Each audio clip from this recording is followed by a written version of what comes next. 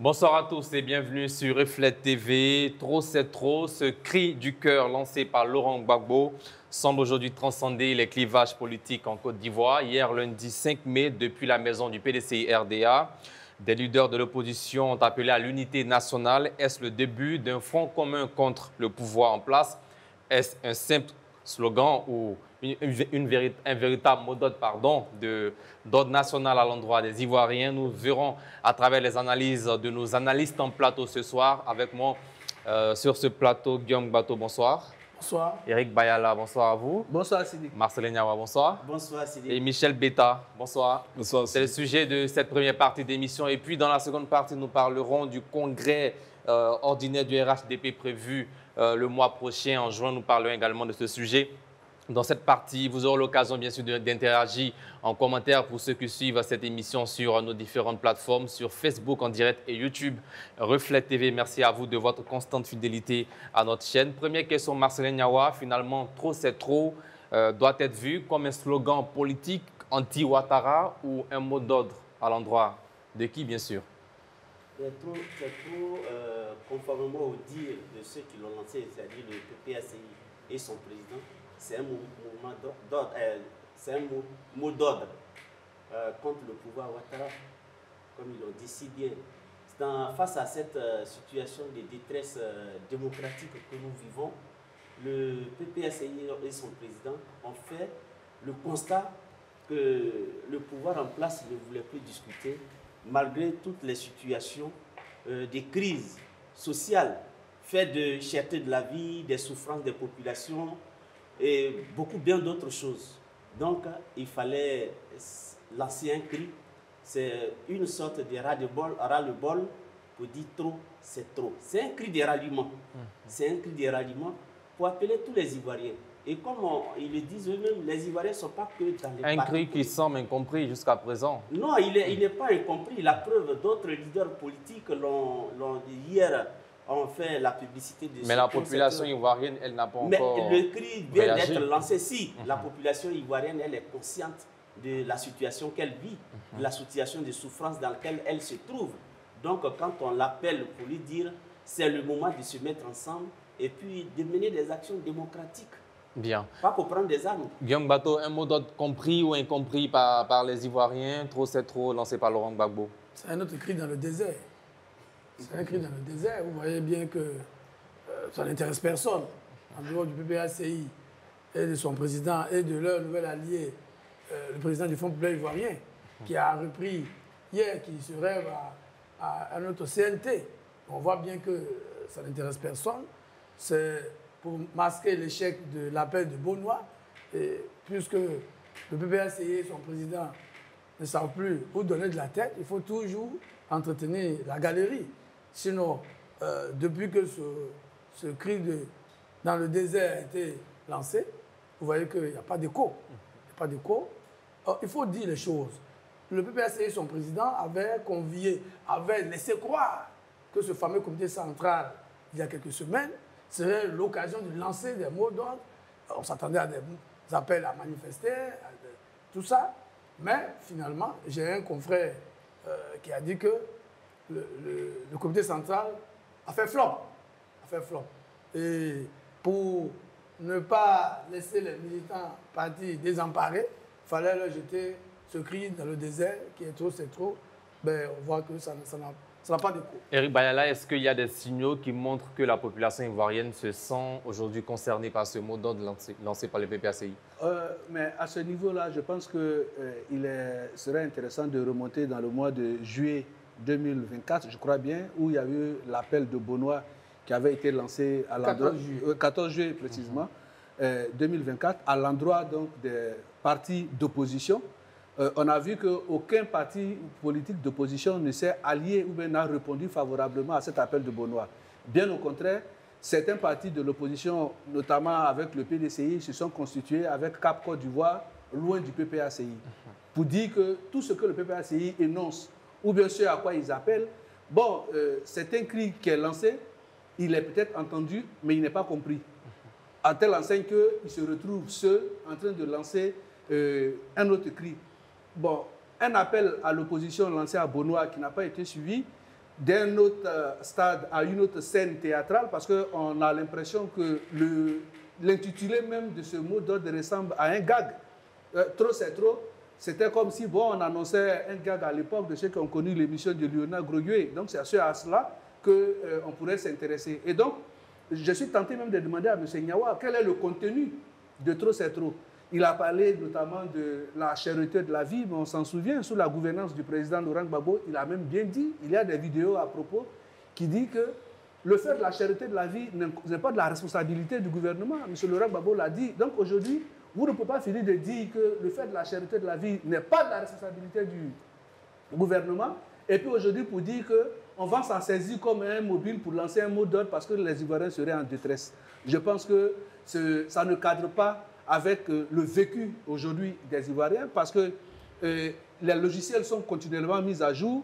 Heureusement qu'il y a l'intelligence artificielle. Ce serait intéressant que les gens s'en servent pour pouvoir, qu'on appelle, voir comment est-ce que les Ivoiriens, ce à quoi ils aspirent. Parce que la politique basée sur l'idéologie, elle est morte depuis les folies contestataires des années 90 et qui a pris le coup de massue en 2000. Aujourd'hui, les populations, les masses paysannes aspirent au pragmatisme, c'est-à-dire le bonheur des Ivoiriens et des populations.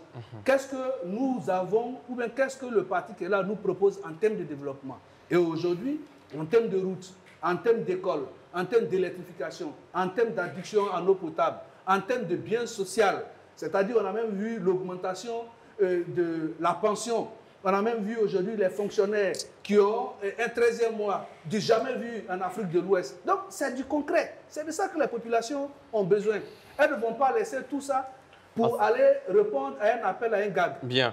Michel Betta, est-ce que pour vous ce mot d'ordre est incompris par les Ivoiriens? Et puis comment vous réagissez face à la sortie du président du FPI, Pascal Affi-N'Guessan, qui dit que ce mot d'ordre lancé par Laurent Gbagbo concerne tous les Ivoiriens? Bon, je ne sais pas dans quel pays certains de nos co-débatteurs sur le plateau. Nous sommes en Côte d'Ivoire, oui, je rappelle. Nous sommes en Côte d'Ivoire, précisément à Abidjan. Je sens que vraiment, vous pouvez suivre un peu, au-delà de Reflet TV, vous pouvez suivre un peu le vécu des populations. La gouvernance va arriver à son épuisement. Ça, c'est un fait.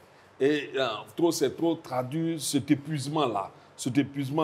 Et puis d'abord, même avant d'aller même dans le vécu des Ivoiriens, ce mot-là, il ne faut pas penser que c'est sorti au hasard. C'est un mot de ralliement pour les Ivoiriens, comme l'autre l'a dit. Parce que, en fait, aujourd'hui, tous, pour la plupart, sont unanimes qu'on est arrivé à un moment de saturation, de fatigue morale, politique, et les gens veulent en sortir de là. Ça, c'est l'analyse de quel pays? Non, vous aurez l'occasion. Vous n'avez pas la parole. Vous aurez l'occasion. Non, vous aurez le même temps de parole. Allez-y, Michel Betta. Non, vous aurez l'occasion de dire si c'est une contre-vérité, de réagir. Tu sais, quand on est dans un pays où la justice est instrumentalisée, quand on est dans un pays où les acteurs politiques sont exclus du jeu politique, quand on est dans un pays où la plupart des Ivoiriens aujourd'hui sentent que tout ce que le président avait promis, logement, les logements à 25 000, c'était du leurre. La cherté de la vie, comme l'a traduit mon co-débatteur, c'était du leurre. Les prix des denrées de première nécessité ont augmenté, alors qu'il promettait de les réduire. Quand il faisait la campagne, on en arrive à une situation de trop, c'est trop. Et cette situation de trop, c'est trop, c'est ce que le président Laurent Gbagbo a traduit. C'est un éveil. C'est un éveil à marquer cette rupture-là avec l'ordre ancien qui a duré 15 ans. En faisant quoi principalement? Mais d'abord, c'est un cri de ralliement. Aujourd'hui, c'est vrai, c'est un appel politique, mais il appartient à chaque Ivoirien, à chaque acteur de la société civile de s'en saisir pour mettre fin à ce que les Ivoiriens aujourd'hui, ils n'en peuvent plus. Ils n'en peuvent plus, il faut le dire, ils n'en peuvent plus. Parce que ce n'est pas seulement toi, ce n'est pas moi. Certains Ivoiriens. Non, mais attends, moi je ne sais pas si vous suivez un peu l'actualité. Vous savez, je suivais récemment, je ne sais pas, un média, et un des ministres a dit comme ça, non, je sais que les Ivoiriens sont contents, mais il y a eu des murmures en plein média dans le public. C'est des gens tirés de partout. Je sais même, ça m'a fait comprendre qu'on n'a plus besoin de statistiques, on a besoin de réalités. Allez interroger les Ivoiriens, vous verrez que ce que Ouattara avait promis, le logement, le coût du logement, la réduction des denrées de première nécessité, les gens sont arrivés à comprendre que c'est presque impossible. Bien. Et aujourd'hui, ce que Thiam a traduit, est-ce que vous voulez continuer après 15 ans de gouvernance avec ce pouvoir en place? Et on le voit, ils sont nombreux à dire non. A dit non, moi je ne sais pas où les autres. C'est vrai, vous pouvez essayer de les entretenir à coup de statistiques. Mais leur réalité démontre fortement vos statistiques.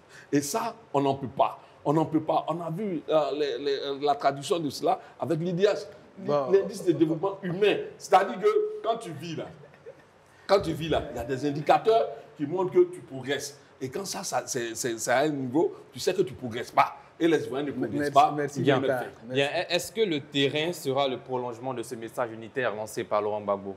Oui, mais d'abord, avant d'en arriver là, sachez qu'à Bonois, le président Laurent Gbagbo ne s'est pas seulement adressé à l'opposition. Le président Laurent Gbagbo a dit... Qui s'adresse à tous les Ivoiriens. À tous les Ivoiriens qui sont fatigués de la mais qui n'ont pas encore répondu à son appel. Non, qui ont répondu. Comment les partis politiques ont répondu à l'appel de Bonois? Ils ont répondu à l'appel. Est-ce que vous pouvez faire un petit bilan de cet appel de Bonois rapidement? Ce n'est pas le moment de faire le bilan, puisque nous sommes en pleine Est-ce que le bilan est positif? Si oui, quels sont les indices qui montrent que c'est... Non, Eric Bayala, vous n'avez pas la parole.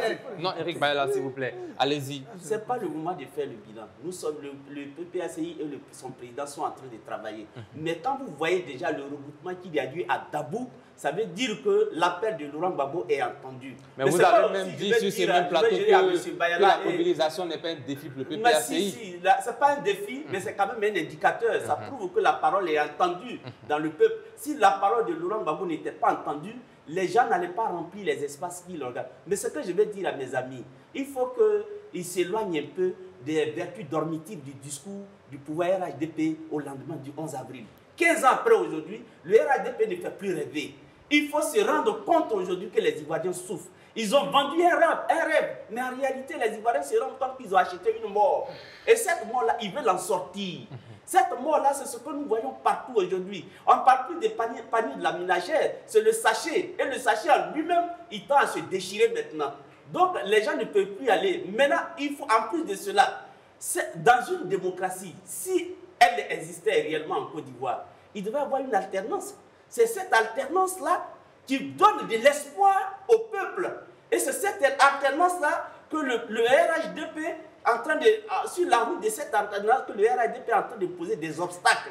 Et l'opposition lutte contre tout cela. Ça se voit à travers la CEI, qui est un obstacle. La question, est-ce que le terrain sera le prolongement de l'appel lancé à travers tout cette Complètement. Les Ivoiriens aujourd'hui, c'est comme vous êtes en train de demander, est-ce que le mouvement trop c'est trop est devenu général? Mais j'ai dit oui, le mouvement est général dans la mesure où la pauvreté est généralisée. Au lieu de lutter contre la pauvreté, le pouvoir en place lutte contre les pauvres. On casse les maisons partout, sur toute l'étendue du territoire, mais sans reloger ceux qui habitent ces maisons. On lutte contre les pauvres, on ne lutte pas contre la pauvreté. Aujourd'hui, partout, même des simples travailleurs qui revendiquent, dont la Constitution reconnaît le droit de grève pour avoir rentrés en grève, aujourd'hui, beaucoup sont en prison. Et d'autres qui ont vu leur salaire coupé parce qu'ils se sont mis en grève. Or, la grève, c'est un droit. Dans ce pays, les libertés syndicales sont bâillonnées. Même la liberté de la parole n'existe plus. J'avais pour preuve Gala Kolebi. Et sur ce plateau, vous avez l'occasion de vous exprimer librement. Aujourd'hui, grâce à cette liberté d'expression. Mais je me demande même quand je vais sortir d'ici, ce qui peut m'arriver. Ce n'est pas votre première fois sur ce plateau. Je ne peux pas être dans l'absolu. On n'a pas eu de cas tant qu'il n'y a pas de... Voilà. Je vais dire que d'ailleurs, une seule hirondelle ne fait pas le printemps. Hein. Merci. Donc, merci Guillaume Batovi. Ne vous basez pas sur mon cas. Nos amis de l'opposition sont coutumiers des formules creuses, des incantations. Voilà, oui. Pas de syndicats, voilà, Kolebi. Écoutez. La question est simple. Trop, c'est trop. Est-ce que ça a un écho dans la population? Le président Laurent Gbagbo a lancé ce cri dans le désert, comme j'ai dit, depuis quelques semaines. Qui a bougé? Personne. En dehors du FPI, qui l'indique, parce qu'il veut se faire l'avocat ou l'ambassadeur de cette idée dans sa nouvelle coalition. Bon, c'est son droit le plus absolu. Mais en dehors du président du FPI, vous avez entendu quelqu'un parler de trop, c'est trop? Non, personne n'en parle. Donc, mon ami Marcelin Yawa peut utiliser des formules passe-partout pour se faire plaisir, pour décrire. Vous l'avez pris à son propre piège. Il parle de liberté de la presse, liberté de la parole qui était, alors que tous les jours, sur ce plateau, il dit les mêmes choses, sans être inquiété. Aujourd'hui, nous sommes mardi 6 mai. Il n'est pas sûr de réveiller, mais je suis sûr que dans quelques jours, on va le retrouver ici. Donc c'est de la démagogie. Non, pardon. C'est de la démagogie. Même parce que tu le dis. Donc, je suis convaincu que dans quelques jours, on va le retrouver ici. Et on sera là et je le lui rappellerai. Parce qu'il sait très bien qu'il n'y a pas de problème d'expression en Côte d'Ivoire. Bien, ceci dit, je crois que, moi je l'ai déjà dit ici, l'opposition ivoirienne, dans ce que nous avons aujourd'hui, à savoir ces deux têtes, CAP CI et PPACI, trop c'est trop, parce qu'on va les appeler comme ça maintenant. Voilà, PPACI, trop c'est trop, CAP CI, ils ne savent pas où ils vont. Je parlais ici, comme c'était prémonitoire, de candidat incertain. Bon, le candidat du PDCI, il a fui, il est allé s'asseoir en France. Bon, est-ce qu'il a répondu? Sa sécurité est menacée. Sa sécurité est menacée par qui? Oui. Non, il l'a dit lui-même. D'accord. Je le lui concède. Sa sécurité est menacée. Lui, donc, il ne faut pas s'attendre à ce qu'il réponde au mot d'autre, c'est trop. Puisque lui, il n'est même pas ici. Vous comprenez? Il faut que nos amis soient, remettent les pieds sur terre.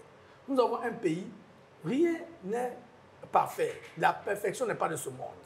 Le pouvoir en place a certainement des faiblesses dans sa gestion, etc. C'est pour ça que nous voulons que le débat dans ce processus électoral soit sûr. Les projets, les critiques que mon ami a fait sont certainement fondées.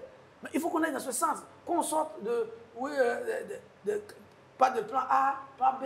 Ceux qui ne sont pas éligibles, on veut forcément les introduire dans le processus électoral, on s'en prend à la cerise. Ce n'est pas ça le sujet. Nous sommes à 5 mois des élections. Qu'est-ce que les partis d'opposition proposent en face du bilan du président Alassane Ouattara? Voilà le débat. Qu'est-ce qu'il propose? Il a parlé des libertés syndicales, mais on a vu ici, sous le président Laurent Gbagbo, les libertés syndicales ont été ponctionnées. Ce n'est pas la première fois.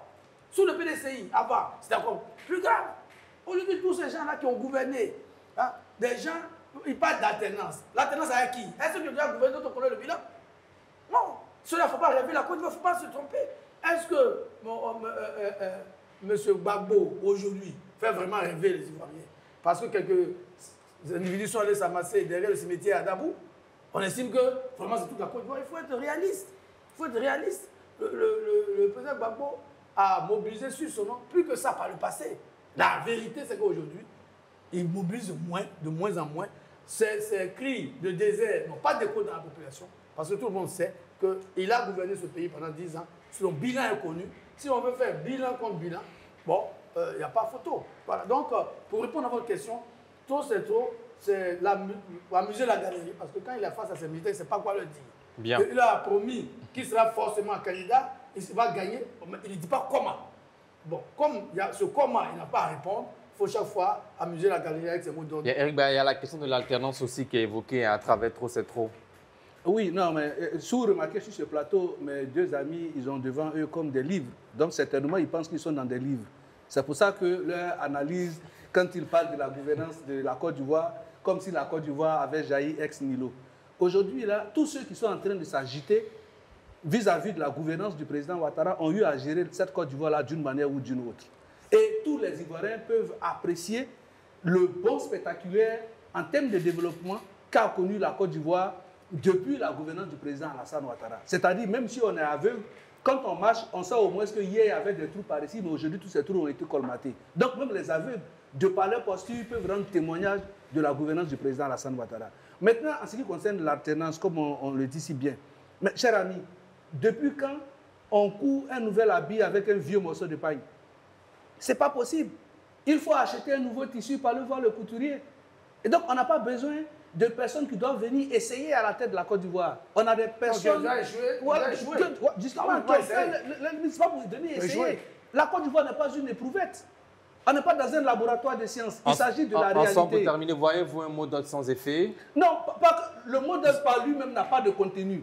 Voilà pourquoi j'ai interrogé mon ami qu'on appelle Marcelin sur la question pour dire le trop c'est trop, ça répond à quoi? Bien. Voilà. Michel Donc, Beta, on pourrait même poser merci. notre Merci. argument. Certains Ivoiriens y voient un mot d'ordre sans effet à travers trop c'est trop. Bon, certains, vous ne les avez pas déterminés. Moi, je sais que non, mais c'est toi, ça.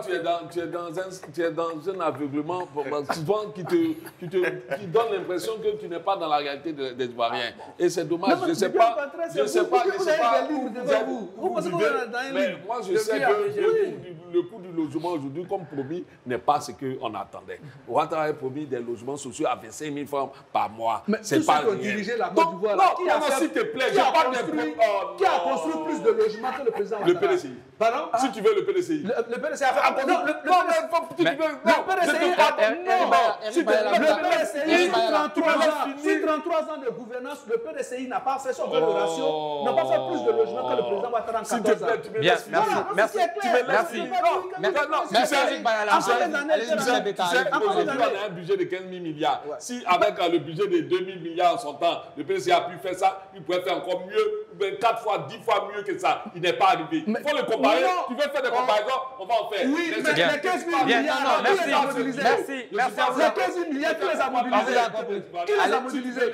Alors, Ça, c'est ton Non, Alors, qui a mobilisé les 15 000 milliards? Merci. Non, justement. Merci, Eric Non, Bayala. non, non, il ne s'agit pas de ça. Il s'agit plutôt de la compétence de celui qui Merci, mobilise Eric Bayala. les ressources On vous a bien locales. compris. C'est de ça qu'il On s'agit. vous a bien, Michel Beta, allez-y. Je finis pour dire quoi? Pour dire qu'aujourd'hui, nous sommes à un niveau de saturation.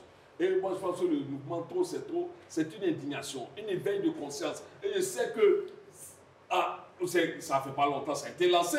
Il ne faut pas penser que quand c'est lancé, ça court. On a vu ça, il y en a marre au Sénégal. On a vu d'autres mouvements ailleurs. Mais qu'est-ce qui vous dit que ça va prospérer? Mais forcément, ça va prospérer. On regarde les réalités sociales. Ça va prospérer. Nous allons à un meeting le 31.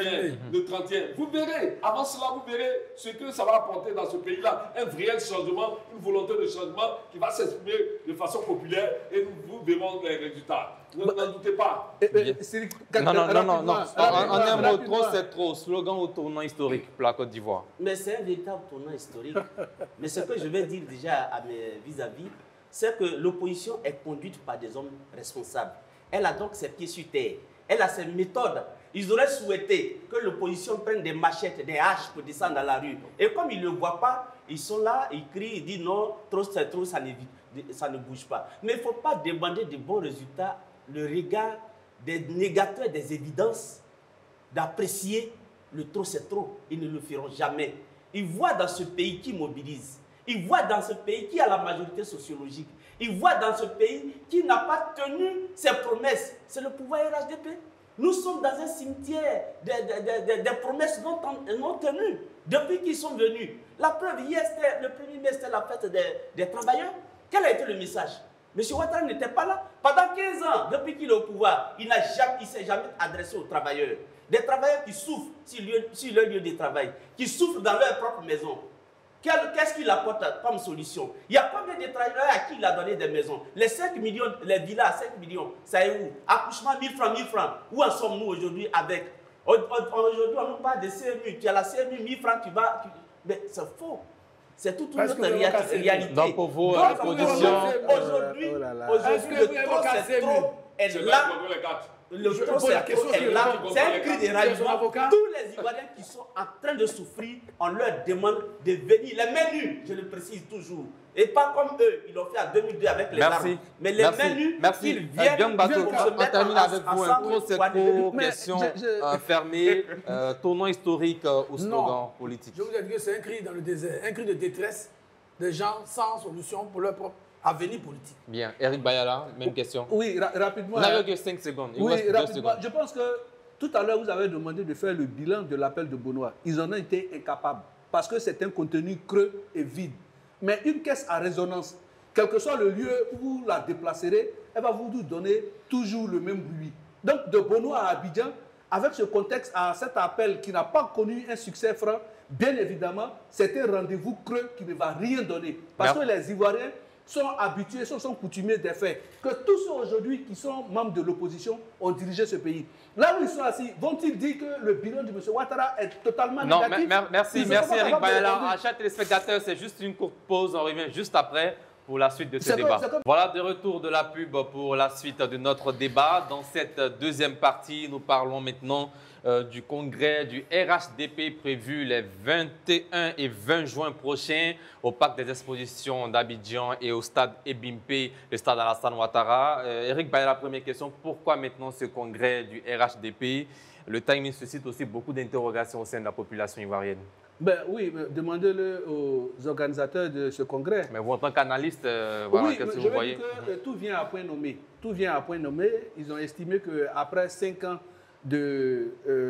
à la tête donc, du parti, les 5 ans étant échus, il était donc question de renouveler les instances du parti. Donc il faut faire le deuxième congrès ordinaire après celui qui a eu lieu à Abidjan.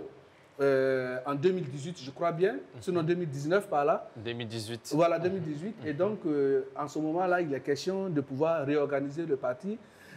C'est une riche coïncidence avec les échéances électorales. À 5 mois des élections, oui, on sera même à 4 mois. À 4 mois, mais aucune disposition ne dit que quand on s'approche d'une échéance électorale, on ne peut pas organiser de congrès. Et donc, c'est le timing du RHDP. Ils ont estimé qu'à cette date-là, ils vont renouveler leurs instances. Et comme le communiqué l'indique, ça sera l'occasion pour eux de faire connaître leur candidat à ces élections. C'est leur timing.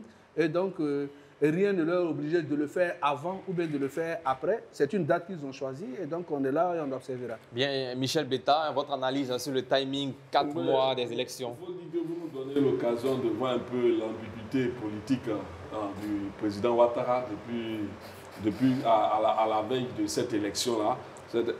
On comprend tout de suite qu'il veut... Bon, on se demande, est-ce qu'il partira ou va-t-il continuer? Mais moi, je crois qu'aujourd'hui, l'interrogation, c'est plutôt ça. Ce n'est pas le congrès en lui-même. Le congrès, c'est est-ce que Ouattara va continuer, mais il va se pousser. Mais je crois que s'il accepte de se retirer, c'est un peu de sagesse. Parce que depuis, il avait donné sa parole, qu'il avait une dizaine de cadres qui pouvaient assurer la continuité du pouvoir, mais il maintient son régime, ou du moins ses collaborateurs au sein du RHDP, dans une posture de peur du vide. C'est une stratégie qui n'est pas payante pour la Côte d'Ivoire. Il ne faut pas se le cacher. Elle n'est pas payante pour la Côte d'Ivoire en ce sens qu'on a l'impression que si Ouattara n'est pas là, qui va assurer la suite de l'avenir de la Côte d'Ivoire alors qu'il n'est pas ici? Vous savez qu'un pouvoir qui veut se pérenniser avec une seule personne nous crée plus de crainte, de rupture par des méthodes qui ne sont pas démocratiques. Alors que l'alternance assure, c'est la clé de la stabilité pour la durabilité pour un pays. Mais ce n'est pas ce que le président Ouattara nous offre et c'est dommage. Et ça, il faut dire, ce congrès du RHDP nous laisse interrogatif en ce sens que nous nous demandons tous qu'est-ce que va nous servir Ouattara. Va-t-il encore maintenir cette peur du vide ou va-t-il en fait se décider à permettre à la Côte d'Ivoire d'avoir une alternance pacifique? Et ça, c'est la plus grosse interrogation. Mais je ne veux pas rêver, je veux être réaliste. Vous savez que Ouattara a choisi, on le voit dans sa démarche, dans son attitude, de pouvoir se maintenir au pouvoir par tous les moyens. La preuve en est, vous avez vu qu'aujourd'hui, tous les candidats sérieux qui peuvent lui arracher le pouvoir ont été écartés. Donc, je veux parler de Soro Guillaume, je veux parler de Laurent Gbagbo. Vous êtes en train de dire que Simone Gbagbo n'est pas une candidate sérieuse, Pascal Afim-Guesson? S'il vous plaît, nous sommes observateurs avertis de notre paysage politique. Aujourd'hui, le parti de Simone Gbagbo, c'est vrai que j'ai beaucoup de respect pour cette grande dame au plan politique, mais il est implanté à quel niveau? Il n'a pas d'élus. Il n'a presque pas d'élus. Pensez-vous que sans élus, déjà, ça montre que le parti a du mal à s'implanter au plan national? Est-ce que celui-là peut aller à une élection comme celle de 2025 et espérer pouvoir arracher le pouvoir à Ouattara? Donc Ouattara sait ce qui peut l'inquiéter. Donc il a tout fait en instrumentalisant le pouvoir judiciaire afin d'éliminer ses adversaires sérieux. Je le disais tantôt, aujourd'hui, cette interrogation de 2025 présidentielle, bien entendu, nous a montré que tous ceux qui étaient les candidats annoncés pouvaient arracher cette victoire-là. Cela se démontre aisément. Parce qu'aujourd'hui, on l'a dit dans notre première partie, le constat chez beaucoup de nos concitoyens est qu'après 15 ans de régime au RHDP,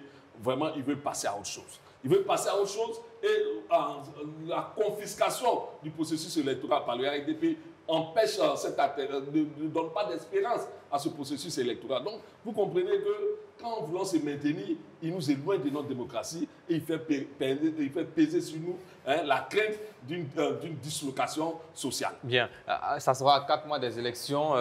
On se demande est-ce que le président Ouattara, comme on l'appelle bien, le président Ado, est-ce qu'il est encore le maître du tempo? Vous avez même mis à la une de votre journal, le premier numéro, Alassane Ouattara, le maître du jeu.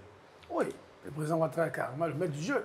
La preuve, tous ses opposants, on le regarde tourner vers lui pour savoir à quelle sauce ils seront mangés. Non, mais il les a écartés, malheureusement. Non, il ne les a pas écartés. Ce n'est pas lui qui fait la liste des candidats. Jusqu'à aujourd'hui, apparemment, il l'a fait. Ceux qui se sont annoncés, le président Laurent Gbagbo se savait inéligible, puisqu'il n'était pas sur la liste électorale depuis belle lurette, depuis au moins 2020.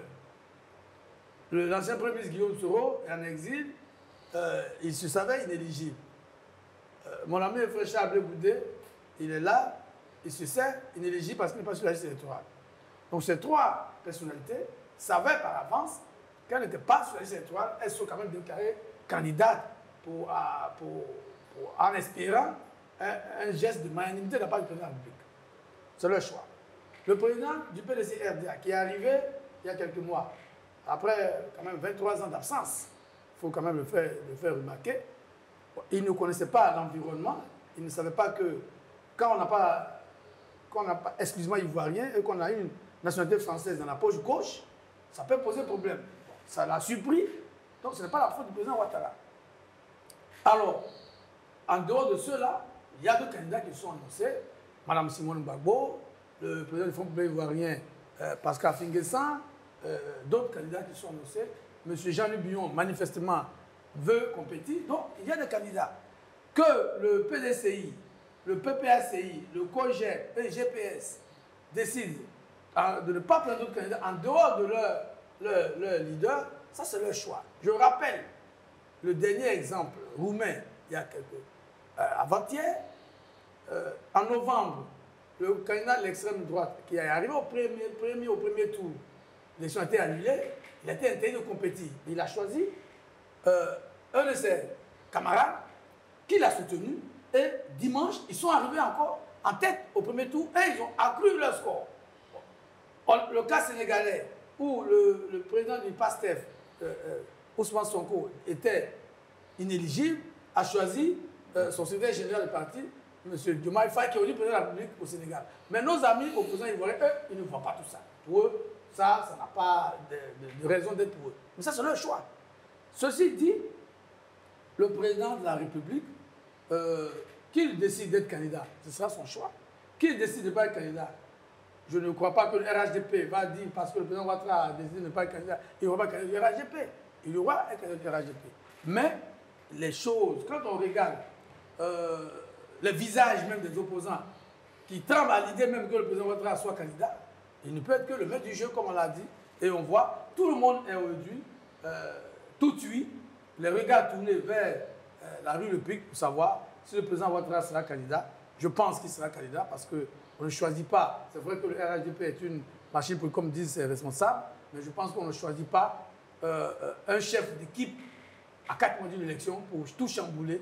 Je pense que le système qui a été mis en place depuis plusieurs mois avec les coordinateurs régionaux, les coordinateurs associés, les secrétaires départementaux, tout ce processus qui a commencé depuis plusieurs années, était fait justement pour accompagner le président du parti à l'élection présidentielle. Je n'ai aucun doute que ce sera certainement le président Ouattara. Bien, Marcelin Niaoua, est-ce que vous voyez un congrès de fond ou de façade?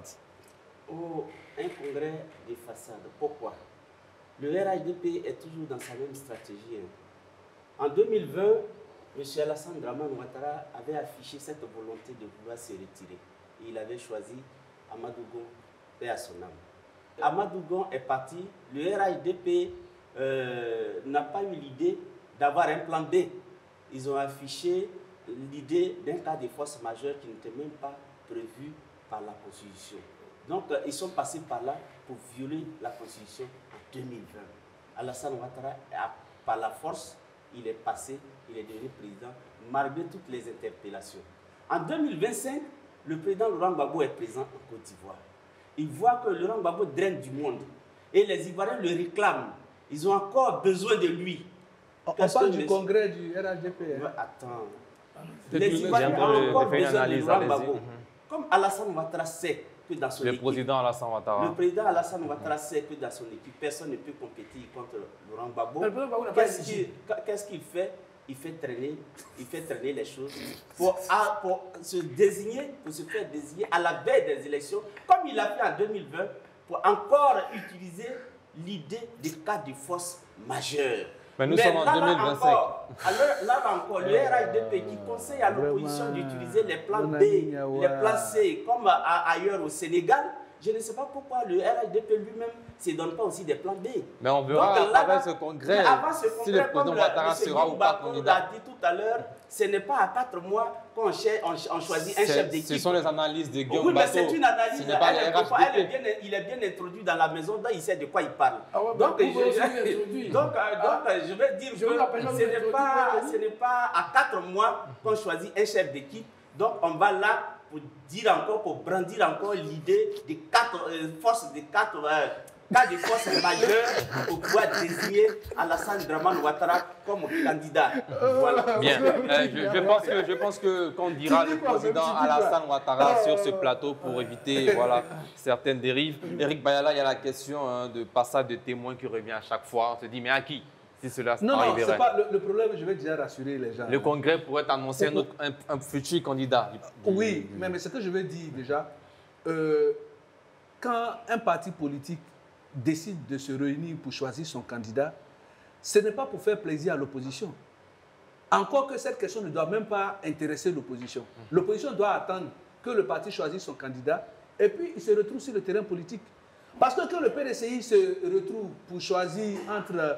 Thierry Tano, M. Bion et M. Thiam, ils ont préféré M. Thiam, mais ça c'était la cuisine du PDCI. Les militants du RHDP, ça ne n'empêche pas d'analyser s'il vous plaît, les gens du RHDP, c'est ce que nous faisons. Vraiment se sont tenus loin de ce qui s'est passé au PDCI. C'est pas sûr. Quand le PPACI s'est créé et on se retrouve à la tête du PPACI, un ancien président qui laisse son parti politique, le FPI, pour en créer un autre, parce qu'il a estimé qu'il y avait un caillou devant lui et que l'enveloppe était vide. Mais on vous l'a concédé. Il a récupéré le caillou. Et l'enveloppe. Maintenant que les gens du RHDP se retrouvent pour dire qu'ils vont décider de choisir leur président. Eric Bayala, la question c'est est-ce que le président Ouattara prépare une sortie honorable ou bien une nouvelle victoire? Mais justement, c'est de tous les présidents des partis politiques, c'est le président Alassane Ouattara. Actuel? Oui, actuel. C'est le président Alassane Ouattara seul qui a évoqué la question de la possible succession. C'est le président Alassane Ouattara qui a dit que dans son parti, il y a eu une demi-douzaine de personnes capables de lui succéder.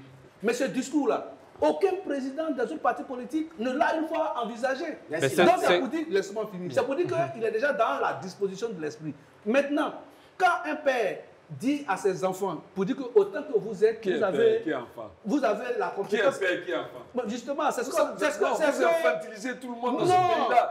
Cher ami, qui est le père, qui est l'enfant? Je vous explique. Le père et l'enfant, c'est que nous sommes en Afrique et nous sommes basés sur la tradition orale. Donc, ce sont des propos imagés pour extérioriser ma pensée. Je ne suis pas en train d'infantiliser qui que ce soit. Mais justement, donc, il faut avoir cette rigueur conceptuelle pour comprendre ce que je veux dire. Donc, j'étais en train de vous dire que quand un père dans une maison a réuni ses enfants pour dire que autant que vous êtes, je sais que vous avez tous la compétence. Je m'apprête peut-être à prendre ma retraite, mais parmi vous, je vais peut-être choisir un d'entre vous pour me succéder. Et les enfants disent que la meilleure manière de Bayala, tu as dit en République qu'il n'y avait pas de père ici. Tu as dit ça sur ce plateau. Non, tu dis dans une République qu'il n'y a pas de père. Non, merci. Eric Bayala, pour rendre hommage au père, nous estimons qu'il appartient aux enfants de rendre hommage au père. Et on a dit au père que nous voulons que tu sois notre candidat. C'est ce que les militants du RHDP répètent. Mais le président Alassane Ouattara n'a pas encore répondu. Et donc, les 20 et 21 juin, le président Alassane Ouattara va répondre. Il pourra dire que oui, effectivement, c'est un honneur que vous m'avez fait de me proposer comme candidat, mais j'estime que je ne prends pas, je ne suis pas preneur de votre demande, ou bien il va acquiescer, accepter et puis partir. Donc, on ne peut pas faire le procès d'une situation qu'on n'a pas encore vécue. Donc, laissons de voir à partir du 20 et du 21 juin, on se donne un rendez-vous Mais je vous rassure qu'on ne change pas une équipe qui gagne. Cette maxime-là, elle aussi vieille que le monde. Donc, si le président Alassane Ouattara doit partir, merci Eric il partira Bayala. et Michel rien Beta, n'arrivera à est-ce que vous imaginez à travers vos analyses un profil ou des profils comme Téné Birahima Ouattara ou Patrick Hachi succéder au président Alassane Ouattara à travers ce congrès? Non, vous le dites, hein, nous-mêmes nous sommes... bon, pour ne rien vous cacher, moi je suis de ceux qui pensent que, au contraire de ce que Ouattara a dit, qu'il a une demi-douzaine, moi je pense qu'il y a des milliers de personnes qui peuvent lui succéder, qui s'en aillent. Il y a des milliers de personnes qui peuvent lui succéder. Il n'a même pas besoin de désigner quelqu'un. Mais je pense qu'il appartient aux militants du RADP de désigner celui qui peut succéder. Malheureusement, vous n'en faites pas partie. Maintenant, ce que j'observe, je le disais tantôt, et peut-être que vous n'avez pas suivi mon exposé, je le disais, en fait, il faut une reconfiguration du paysage politique. C'est un impératif. C'est un impératif. Je pense qu'en 2020, vous parlez du retrait du président Ouattara, le président Laurent Gbagbo. Non, je suis en train Mais pourquoi non, ça c'est Laurent Gbagbo? Je suis en train d'analyser la question de Ouattara. Donc vous me permettez d'en finir, peut-être qu'à d'autres occasions, comme vous me donnerez l'occasion d'étudier cette question. C'est la même classe politique qui va J'en finis. Je disais que, en fait, ce serait un fait preuve de sagesse. S'il vous plaît, Eric Bayala.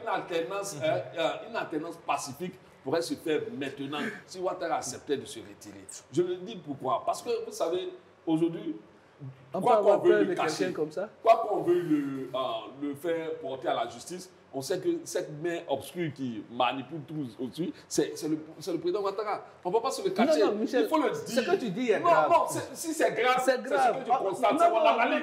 Tu Parce m'as laissé finir mon analyse. Non, Eric Bayala. les preuves de ce que tu Eric dis. Bayala. Non, mais c'est Non, mais sur ce plateau. Il ne peut pas dire que le président de la République manipule la justice. Non, Eric Bayala. Non, je peux accepter ça. Non, Eric Bayala. Quand vous aurez la parole, vous pourrez contredire ce qu'il dit. Allez-y, Michel Beta. Non, ça n'engage que lui. Allez-y. Je le dis parce que... Mais c'est Marcelin Yawa, c'est la liberté de la presse là. Non, s'il te plaît. La liberté de ton aussi. Eric Bayala, s'il vous plaît, s'il vous plaît. Non, je Allez-y. voudrais juste rappeler. Non, mais vous êtes en train de faire passer le temps. Allez-y. En 2015, ils ont retiré la candidature du président Ouattara. Qu'est-ce qu'ils ont dit? Que la justice était manipulée. Ça t'est dit. C'est pas moi. Ils ont dit que c'est le Laurent Gbagbo qui l'a fait. Donc, je ne suis pas le premier à le dire. S'il te plaît. Et en 2010, le Conseil constitutionnel habité par des vieux démons. Non, ça c'est les propos des individus. Moi je me dis qu'il y a des propos pareils qui ont été tenus. Donc il ne faut pas me prêter des mots qui existent déjà dans le pays ivoirien. Je ne vais pas aller plus loin que ça. Alors la question c'est sur la succession. Voilà, aujourd'hui, il a fait en sorte que le fichier électoral sur lequel on va partir à ces élections est contesté. Il a fait en sorte que la CEI qui doit aller conduire ce processus est contestée. Donc nous sommes dans un processus même qui est aujourd'hui contesté par les acteurs essentiels. Il lui appartient de rassurer les uns les autres d'abord par un dialogue inclusif et de faire en sorte que l'alternance tant attendue par les Ivoiriens se fasse maintenant. Parce qu'après 15 ans de pouvoir, je pense qu'il n'a plus rien à démontrer aux Ivoiriens. Bien. Il n'a plus rien à leur Merci. prouver. Michel, Guillaume Bateau après Marcelin Yawa, allez-y.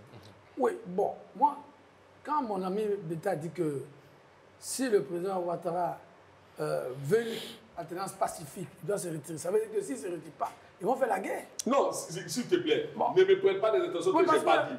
Tu te souviens qu'en 2020, il y a eu des casses, il y a eu des morts. Pourquoi? Parce que le ministre de la Justice avait dit que le président Ouattara ne pouvait pas se présenter à une élection présidentielle, un troisième mandat. Le ministre d'État, a dit que le président Ouattara ne peut pas se présenter à mais qui après a expliqué. À qui a expliqué? Le ministre gouverneur, c'était Bagongo. Merci. Merci. Non, ne parlez pas en même temps, s'il vous plaît. Tu as été interpellé, mais tu attends ton temps de parole. S'il vous plaît, on ne parle pas en même temps. Merci, Eric Bayala. Guillaume Bateau, vous avez la parole. J'ai choisi sur ce plateau de ne pas interrompre et de prendre mon temps pour argumenter. Je dis seulement que mon ami Beta a dit ici que si le président Ouattara veut une transition pacifique, il faut qu'il se retire. Mais le contraire veut que s'il ne se retire pas, on va recréer le CNT. On va recréer... Oui, ce n'était pas moi qui avais créé ça quand même. Hein? Donc, tu ne peux pas me prêter cela. Le président Bédé personnel qui était le chef de parti idées était le président du CNT. Bon, oui, donc, et le parti auquel tu appartiens. Alors, moi je pense qu'il ne faut pas que les gens se fassent peur. Le président Ouattara qu'il soit candidat ou pas, c'est son choix, c'est le choix de son parti. Ce choix se fera les 20 et 21. Et nos amis qui soutiennent d'autres candidats apprécieront. En tout état de cause, moi je suis convaincu. C'est vrai que le président Ouattara a dit qu'il a une demi-douzaine de cadres. Bon, Beta même plus large dit que le président Ouattara a des milliers de cadres qui peuvent lui succéder. Ça c'est vrai. Mais je dis, nous sommes en politique.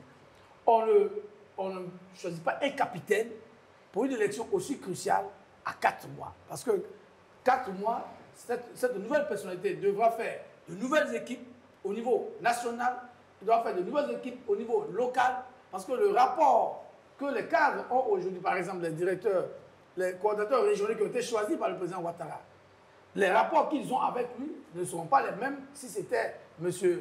Téné Birahima. Mais c'est une continuité, c'est le même parti politique. Non, je dis, c'est un même parti politique, mais les rapports personnels. Quand vous choisissez quelqu'un comme votre directeur de campagne ou votre porte-parole dans une campagne, vous n'avez pas le même rapport. Quand vous choisissez quelqu'un pour faire votre campagne dans une région, vous avez vos propres critères qui peuvent ne pas être ceux de celui que vous désirez. Je ne crois pas que le RHDP soit dans la logique de tout chambouler à 4 mois. À la place de RHDP, je n'aurais pas fait ce choix. Et je pense que c'est ça qui est logique. Maintenant, c'est un parti politique, le président de la République peut décider. Peut-être qu'il a choisi ses coordinateurs régionaux en fonction du candidat, du profil candidat à qui il veut laisser la place. Ce sont des possibilités, mais moi je pense que si on analyse la situation politique, ce n'est pas à 4 mois qu'on met un nouveau capitaine, qu'on met une nouvelle équipe en place. Pour vous, c'est une continuité. Oui, pour moi, avec le président Ouattara. Ça saute aux yeux. Le 20-21 juin, le RHDP va changer le président Ouattara. Ça ne va pas beaucoup plaisir à mon ami Beta, mais bon, c'est comme ça. Bien, Marcel Niawa, voyez-vous une continuité ou une stratégie de retrait du président Ouattara? Moi, je souhaite que pour une fois, Ouattara respecte la loi. C'est votre souhait, mais que voyez-vous à travers vos analyses? Mais laisse-moi, c'est une analyse. L'analyse peut se faire à travers un souhait. Mais c'est souhait. Voilà.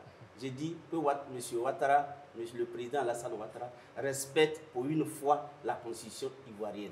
La constitution n'a rien à voir avec le RHDP, les thèses du RHDP. Je suis d'accord, je suis d'accord. Laisse-moi finir. Nous parlons du congrès du RHDP. Congrès que le président Alassane Ouattara, cette fois-ci, qui ne se présente pas aux élections présidentielles, qu'il respecte pour une fois la constitution. Les rédacteurs de cette constitution disaient depuis 2020 que Ouattara n'avait plus le droit de vote. En 2020, il a violé la constitution. Mais la question laisse-moi finir.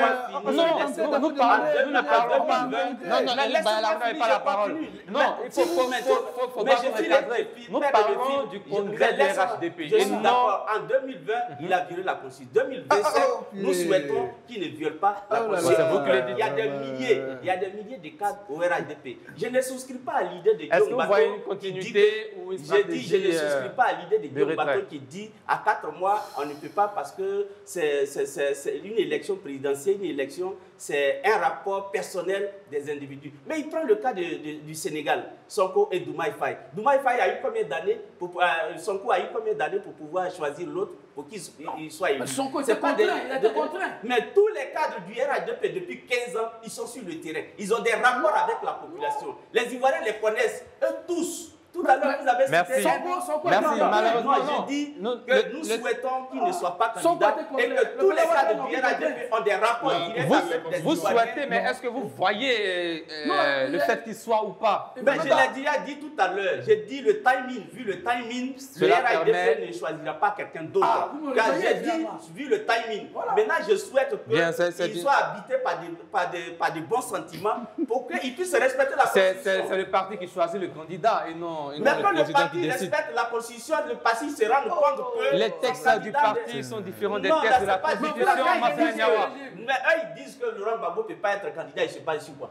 Sur la loi. La loi ivoirienne. Ils ne sont pas militants. Merci. Donc ça, quand même, moi, dit aussi Marcela Niawa, merci. La loi dit qu'Alassane Ouattara ne peut pas être candidat. On vous a bien compris. On vous a bien compris. Alassane Ouattara respecte la Constitution. C'est ce que j'ai dit. Merci. Alors, dernière question, Eric Bayala. Quelle analyse faites-vous sur le choix de la personnalité choisie pour, en tant que président du comité d'organisation, le ministre Amédée Kofi Kouakou? Oui, mais il faut dire que... Pour terminer en 40 secondes. Oui, Amédée Kofi Kouakou est un haut cadre de ce pays, grand militant du RHDP. Et cette marque témoigne cette désignation, témoigne de la confiance, non seulement de ses états d'âme en tant que cadre du parti, mais en tant que... C'est fait d'âme. Voilà, c'est fait d'âme, pardon, en tant que haut cadre du parti. Et je pense que c'est une manière de lui renouveler la confiance du président de la République en lui confiant l'organisation. Il a fait ses preuves, on le sait partout en Côte d'Ivoire, grand mobilisateur. Et tout à l'heure, M. Ignawa même l'a reconnu, que l'ensemble des cadres sont connus par les Ivoiriens parce qu'il a fait 15 ans qu'ils sont aux affaires. Il le confesse pour dire que les cadres ont un rapport particulier avec les Ivoiriens et donc on pourrait choisir aisément n'importe qui pour désigner, pardon, pour diriger... n'importe qui, j'ai dit un cadre. Un cadre, oui, parmi les cadres, tous les cadres sont connus par les Ivoiriens. Vous l'avez dit il y a quelques semaines. N'importe qui. Voilà. Et donc, parmi les cadres je ne suis connus, pas rentré dans ça. parmi les cadres connus, on peut choisir n'importe qui d'entre eux pour pouvoir diriger une organisation comme le congrès du RHDP. Et donc, le ministre Amédée Kofi Kwaku, non seulement il a toute la confiance, il a le mérite, il a les faits qu'on appelle d'âme qui parlent pour lui. En le choisissant, ce n'est pas de façon gratuite que ça a été fait, c'est parce qu'on sait qu'il a un rapport non seulement avec les militants, mais sur l'ensemble du territoire. On le sait, ce qu'il a fait à Divo. Aujourd'hui, il est passé de maire à président du conseil régional, il est président de l'association des cadres, des grands cadres donc, catholiques, aussi des cadres du Vœu Baoulé, il sillonne partout, il arrive à polir les angles, à mariner les contraires. Et donc, en le choisissant, c'est sûr que c'est un pari réussi. Merci, merci Eric Bayala. Place maintenant au carton rouge. Voilà. Voilà le premier carton rouge de cette émission avec Guillaume Bateau. Oui, mon carton rouge va à l'endroit d'un certain nombre de villes de l'intérieur du pays où vraiment on voit que je ne vais pas citer de ville pour ne pas personnaliser, mais je viens récemment de l'ouest de la Côte d'Ivoire, traverser beaucoup de villes qui ont vraiment des difficultés en termes d'assainissement, en termes de salubrité.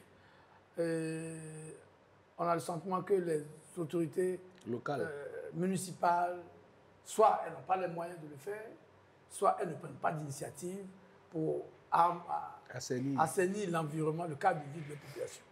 Donc c'est un cri de cœur pour ces populations de plusieurs villes du Grand Ouest, je ne vais pas citer de villes, mais qui aujourd'hui vivent dans des situations assez difficiles. Il faut que ces autorités municipales qui viennent d'être élues en 2023 retroussent les manches pour créer un environnement assez vivable pour la population. Merci Eric Bayala, carton rouge.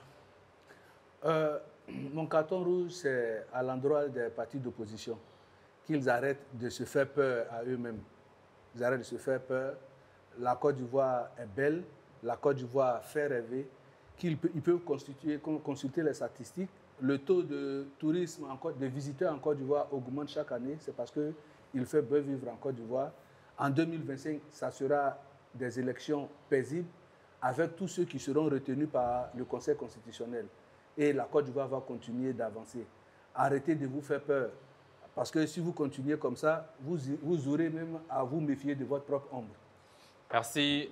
Michel Betta, carton rouge. Moi, je pense qu'aujourd'hui, nous sommes à l'heure du bilan des 15 ans du régime du président Ouattara et la question du logement est une épineuse question pour les Ivoiriens. Et je pense que ces Ivoiriens doivent aujourd'hui apprécier les promesses du président sortant, hein, à 4 mois des élections, pour dire que les promesses qu'il a faites, beaucoup sont restées sans suite. Et vraiment, c'est l'occasion de mieux, hein, de mieux apprécier ce que le RHDP a promis aux Ivoiriens.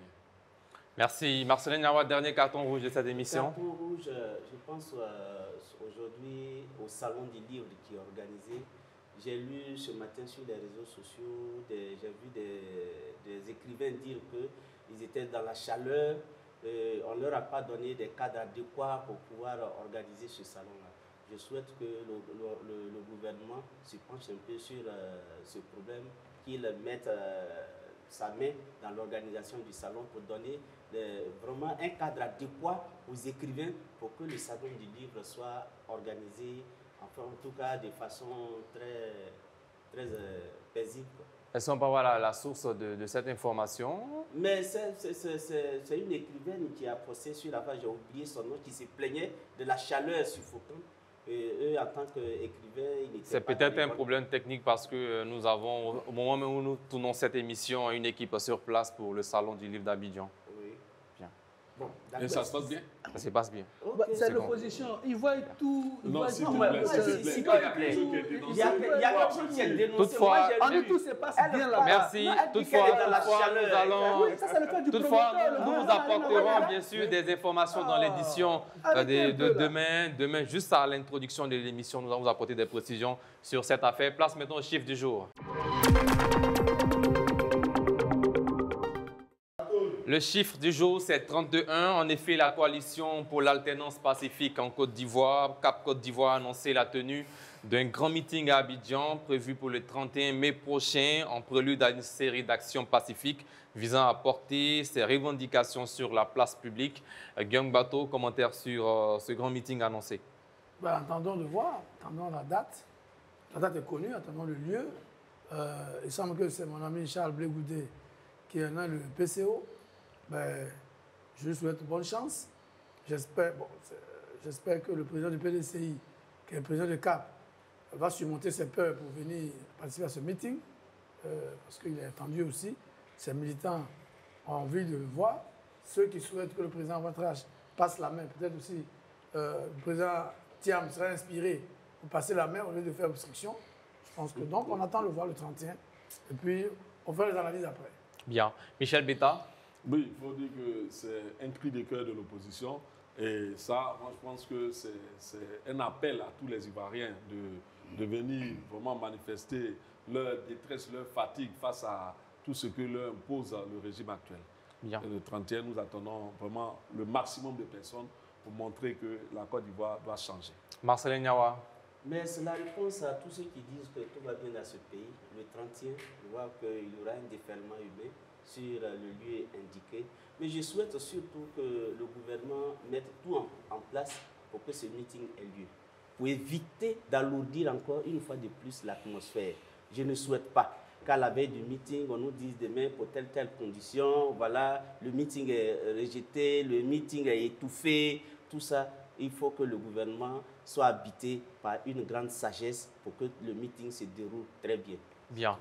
Éric Bayala, vous Bon, terminez. je crains que ça sera peut-être deux grands événements parce que le même 31, il y a le mouvement de la jeunesse dynamique du RHDP qui donc annonce un grand rassemblement également le 31. Et certainement, le lieu n'a pas encore été déterminé. Et donc, je pense que ça sera deux grands mouvements. Ça sera l'occasion pour les observateurs avertis de savoir qui va faire le plus de mobilisation. Et donc, nous demandons à ce que les forces régaliennes prennent les dispositions pour que chaque mouvement reste dans son espace. Et comme c'est dans un lieu clos, on parle de meeting et non de marche. Donc, je pense que ça sera l'occasion vraiment que les deux forces en présence puissent s'auto-évaluer.